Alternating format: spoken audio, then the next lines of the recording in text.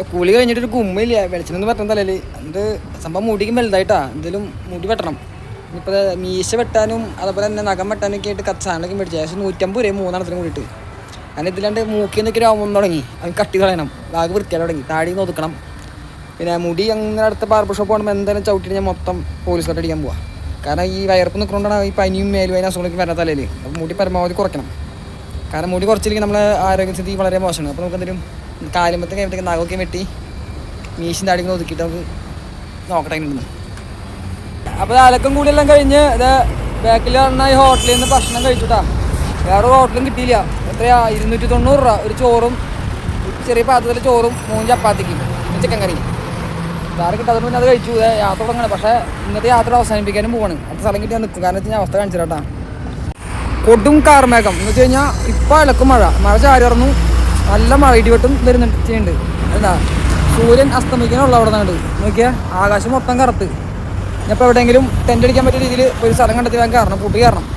നോക്കിയാൽ നല്ല കാറ്റും നല്ല ഇടിമിന്നലും. വേണ്ട മിന്നലുണ്ട് അവിടെ. ഇപ്പം മിന്നുട്ടാ. ഓ നല്ല മഴപ്പലക്കും നല്ല ഇടിവെട്ടുണ്ട്.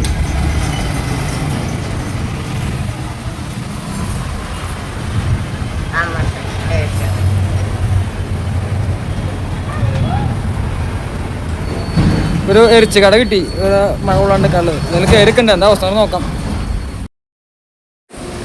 ആരെ പോണം നോക്കിയാ അല്ല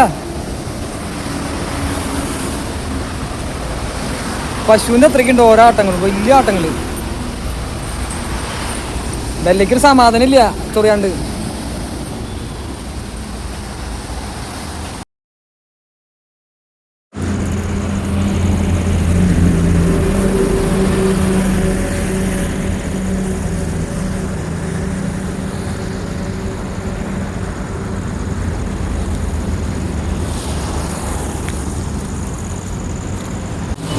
അപ്പോൾ കളികളെ അപ്പോൾ നമ്മൾ ഉച്ചക്കലത്തെ കുളിയും ഭക്ഷണം കഴിപ്പും കഴിഞ്ഞു വന്നു. അപ്പോൾ പൊരിഞ്ഞ മഴയത്ത് ശരിക്കും പെട്ടു എന്ന് പറയാം. അതെ ഇപ്പോഴും കാർമേഘം കൂടി കിളിപ്പം കുറഞ്ഞപ്പോൾ ഞാൻ അവിടെ നിന്ന് ഒരു 2-3 സൈക്കിളോട്ട് പോന്നാ. വരുന്ന വഴിക്കത് ഈ ഹോട്ടൽ നമ്മളെ കണ്ണൂർകാരെ ഹോട്ടലാണ്. കണ്ണൂരിൽ ചേട്ടൻ്റെ ഹോട്ടലാണ്. പേരും കാര്യങ്ങളൊക്കെ ഞാൻ പറഞ്ഞുതരാം, പരിചയപ്പെടാം. അപ്പോൾ ഇന്ന് ഇവിടെയാണ് ഹോട്ടൽ അടിച്ച് നോക്കണം കേട്ടോ. അപ്പോൾ ഞാൻ പോണ വഴിക്കാൻ ചേട്ടനെ കൈയടിച്ച് വിളിച്ചു. ഇവിടെ നിന്ന് നോളം പറഞ്ഞാലെന്ന് എന്തെങ്കിലും ഒരു പരിചയപ്പെടാം. അപ്പോൾ എന്തായാലും ഇന്ന് ഇവിടെയാണ്. നാളെ രാവിലെ ഇനി ഇവിടെ ഞാൻ തുടങ്ങുള്ളൂ. ബാക്കി വിശേഷങ്ങൾ കേട്ട് എന്തെങ്കിലും വരുന്നതായിരിക്കും. അതെല്ലാവർക്കും ബൈ. വേറെ എന്തെങ്കിലും പറയാണ്ടെങ്കിൽ കമൻറ്റ് അടിക്കാൻ മറക്കണ്ട കേട്ടോ. നല്ലൊരു ചീത്തയിൽ അക്സെപ്റ്റ് ചെയ്യുന്നതായിരിക്കും.